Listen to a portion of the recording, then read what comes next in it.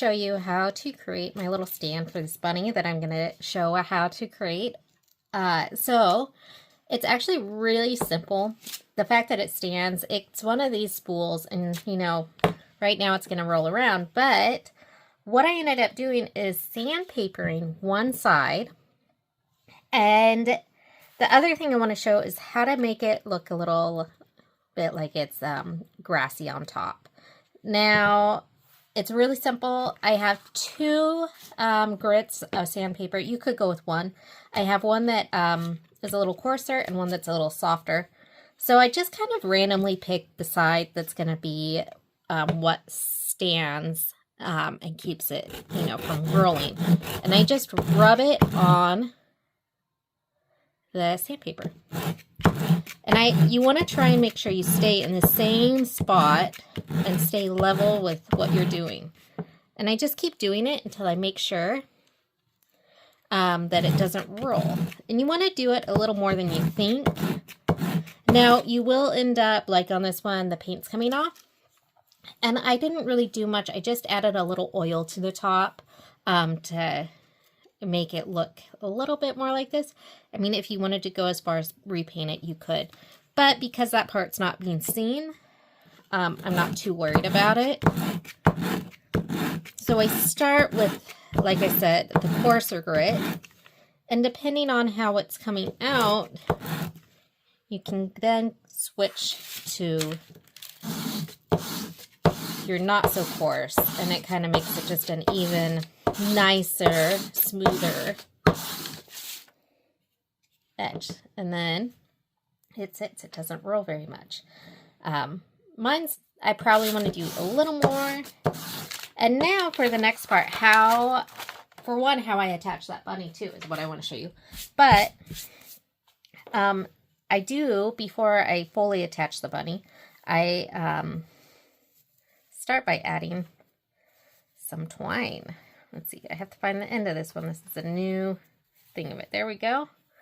So I like this twine for these. It's a fairly coarse twine that you can get. And I just wrap it. And then what I end up doing is the last little bit, so I make sure it's like permanent on here, is I use some hot glue. Now I'm going to make this fairly thick on here, because how I get that grassy look on top requires me to have it thicker. So I'm just going to keep wrapping for a little bit here. I don't want to wrap so much that I can't do, I'm going to also drill a hole in this, and that hole is going to be how I start my rabbit on here.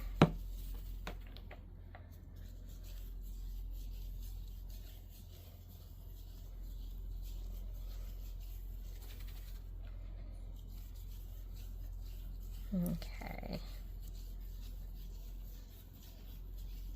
It's almost thick enough. I'm going to just do a little bit more.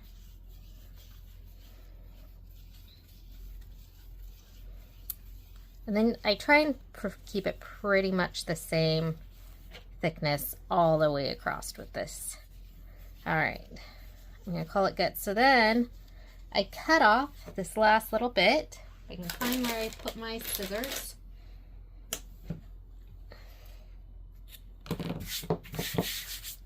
Okay.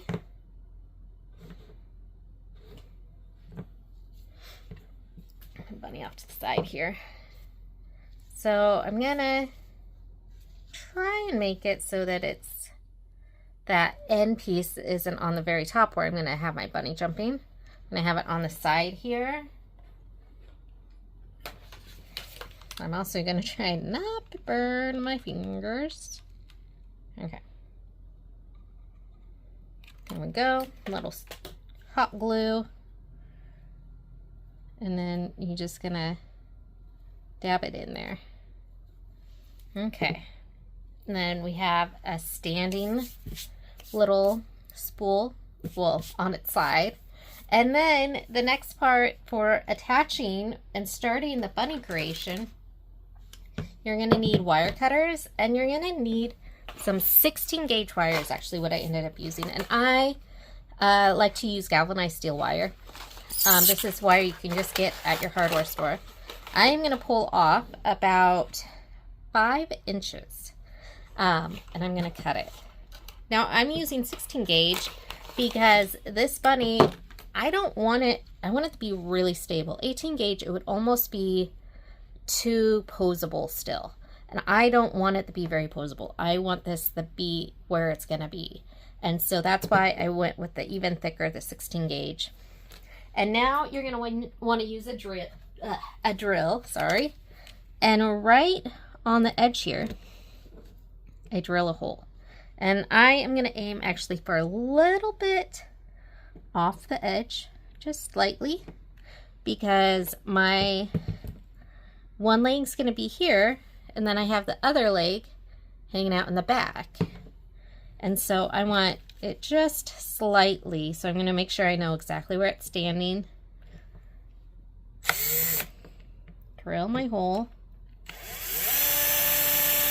Don't drill too deep.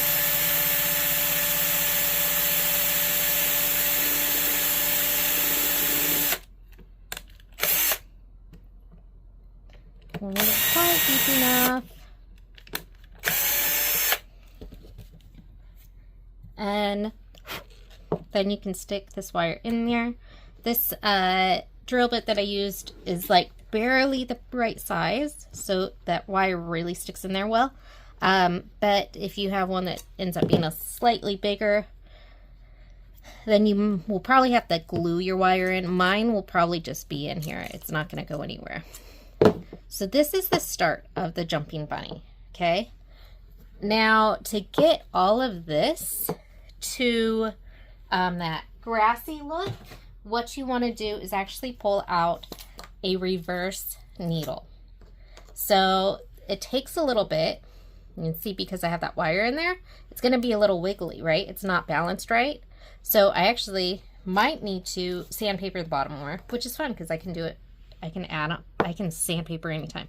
But with a reverse needle, you want to be careful about going too deep and poking the center of this, but you can reverse needle all of this twine and then will actually pull it out and start fraying it. Now, one thing about this is I actually did my reverse needling at the beginning of making my rabbit, and I realized it started to mat down. So you can do some already. I would recommend doing a little back here by where the legs are going to be on the rabbit, but it's easier almost to reverse needle and do all of this at the very end of the project. So because as you're working on your rabbit, you're going to be touching this, you're going to be wiggling, because I actually did almost all my felting while it was still attached to this. And you don't have to have it that way. You could have it so it's removable and you're felting it off to the side, but it really helped me with the dimensions and figuring out how things were going to go. That's just how I ended up doing it. So it really depends on the process. You decide on how you're going to do yours, whether or not you want to go ahead and reverse needle all of this, or if you want to wait until the very end. Now, also note that when you're reverse needling this, if you don't have this twine on here really tight, it's not going to reverse needle as easily. But that is how I did my little stand for the rabbit.